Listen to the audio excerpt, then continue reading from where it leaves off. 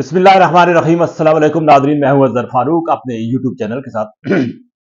پاکستان کی اہم ترین خبروں کے ساتھ آپ کی خدمت میں حاضر ہوں۔ سب سے بڑی اور اہم خبر یہ ہے کہ پاکستان مسلم لیگ نون نے آمادگی ظاہر کر دی ہے کہ وہ پاکستان تحریک انصاف کے ساتھ بات چیت کرنے کو تیار ہے۔ پاکستان کی سیاست کا مستقبل کا نقشہ بالکل اب کھل کر سامنے آ رہا ہے، اس پر بات کریں گے۔ سب سے پہلے بڑی اور اہم خبر یہ ہے کہ مسلم لیگ نواز کی مرکزی لیڈرشپ نے یہ فیصلہ کیا ہے کہ پاکستان تحریک انصاف کے لیے راستے جو ہے وہ سیاست میں کھلے ہونے چاہیے اور پاکستان تحریک انصاف کے ساتھ مذاکرات ہونے چاہیے۔ نون لیگ کی قیادت نے یہ بھی فیصلہ کیا ہے کہ پی ٹی ایم میں شامل جتنی بھی جماعتیں تھیں ان کی لیڈرشپ کے ساتھ نواز شریف ملاقاتیں کریں گے۔ چودھری شجاعت حسین کے ساتھ ملاقات ہونے جا رہی ہے اور باقی جو لیڈرشپ ہے ان کے ساتھ بھی اسی طریقے سے ملاقاتیں ہوں گی جیسا کہ ایم کیو ایم کی قیادت کے ساتھ ملاقاتیں ہوئی تھیں۔ تاہم بڑی اور حیران کن خبر یہ ہے کہ پاکستان تحریک انصاف کے ساتھ بھی پاکستان مسلم لیگ نواز نے رابطے کرنے کا عندیہ دیا ہے۔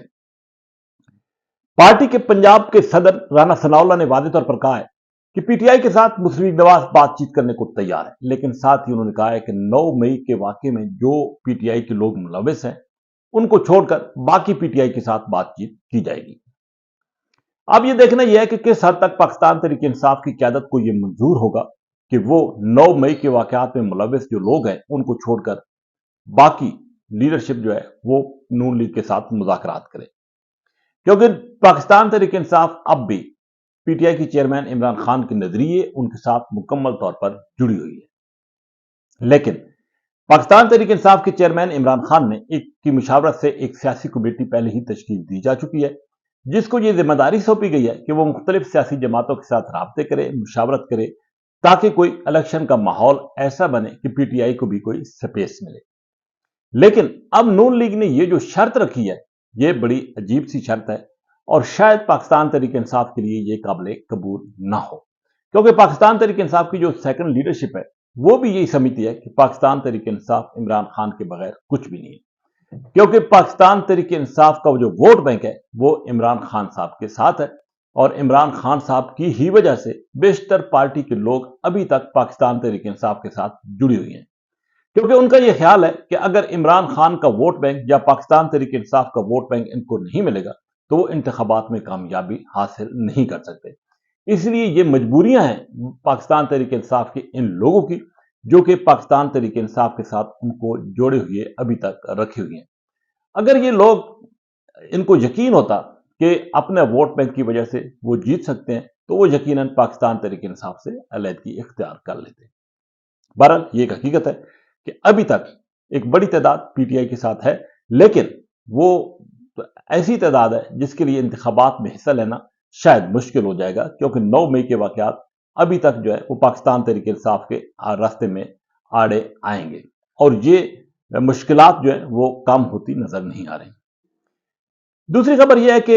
کچھ یہ خیال کیا جا رہا ہے کہ مستقبل کی جو منصوبہ بندی ہے انتخابات کے بعد وہ اس طرح کی ہو کہ پاکستان ڈیموکریٹک موومنٹ میں شامل جتنی بھی جماعتیں ہیں یا پچھلے 16 ماہ جن جماعتوں نے حکومت کی ہے ان کو دوبارہ اقتدار میں واپس لایا جائے۔ مشاورت کا آغاز یقینی طور پر انتخابات کے بعد ہوگا اور وزیر اعظم کا فیصلہ بھی اسی وقت ہوگا، لیکن ایک بات بالکل طے ہے کہ ایک دوسرے کے ساتھ خلاف بیان بازی ہوتی رہے گی، لیکن مستقبل کا جو سیاسی نقشہ ہے وہ یہی ہے کہ پاکستان ڈیموکریٹک موومنٹ کی تمام جماعتیں اقتدار میں شامل ہو جائیں۔ تو یہ نظر آ رہا ہے کہ ایسا ماحول بھی جو ہے وہ بنتا ہوا نظر آ رہا ہے، اگرچہ جیسا کہ پہلے بھی میں کہہ چکا ہوں کہ بیان بازی کی حد تک ایک دوسرے کے خلاف بات چیت ہوگی، لیکن کوئی سیریس اور سنجیدہ ایلیگیشن یہ جماعتیں ایک دوسرے پر نہیں لگائیں گی، کیونکہ انتخابات کے بعد وہی سیٹ اپ دوبارہ جو ہے وہ اقتدار میں واپس آئے گا۔ تو یہ ایسی ایک صورتحال ہے جو کہ واضح طور پر اب نظر آ رہی ہے کہ پاکستان کی سیاست مستقبل میں کیا رخ اختیار کرنے جا رہی ہے۔ لیکن ایک بات یہ بھی ہے کہ اب چونکہ انتخابات کی تاریخ کا اعلان ہو چکا ہے، شیڈول بھی آنے والا ہے، تمام سیاسی جماعتیں ایک دفعہ میدان میں اتریں گی، ایک دوسرے کے خلاف نمبر تزبہ ہوں گی، لیکن بعض مقامات پر مسلم لیگ نواز سیٹ ایڈجسٹمنٹ کی کوشش کرے گی۔ نون لیگ نے یہ فیصلہ کیا ہے کہ جتنی بھی لیڈرشپ ہے اس کے ساتھ رابطے کیے جائیں۔ اس حوالے سے ایم کیو ایم کے ساتھ رابطہ ہو چکا ہے مسلم لیگ نواز کی قیادت کا، मुलाकात भी हो चुकी है। चौधरी शुजात हुसैन के साथ भी मुलाकात करने का इंदिया दे दिया गया है, जबकि पीटीआई में शामिल बाकी जो जमातें हैं उनके साथ भी नवाज शरीफ साहब की मुलाकातें होने जा रही हैं। कई बाद मकामात पर सीट एडजस्टमेंट की बात भी होगी, और इस हवाले से मुस्लिम लीग नवाज की लीडरशिप ये इंदिया दे चुकी है कि बाद हल्कों में सीट एडजस्टमेंट की कोशिश की जाएगी, लेकिन इलेक्शन शेड्यूल आने के बाद ये तमाम तर सूरत हाल सामने आएगी। बहरहाल अब देखना यह है कि पाकिस्तान की जो सियासत है मुस्तकबिल में वो क्या करवट इख्तियार करती है, क्योंकि पाकिस्तान तरीके इंसाफ को छोड़कर जो भी इलेक्शन होता है उस इलेक्शन पर यकीनी तौर पर सवालात तो उठेंगे, लेकिन माजी में पाकिस्तान की सियासी तारीख इस बात की गवाह है कि हमेशा मनपसंद नतायज के हसूल के लिए माजी में कोशिशें की गई और मनपसंद पार्टियों को कामयाब भी कराया गया। ये कोई अनहोनी बात नहीं है। और अगर इस इलेक्शन में एक बात तो बिल्कुल वाज़ेह है कि अगर पाकिस्तान तरीके इंसाफ फाल तरीके से इंतखाबात में हिस्सा ना ले सकी तो टर्न आउट बहुत कम होगा,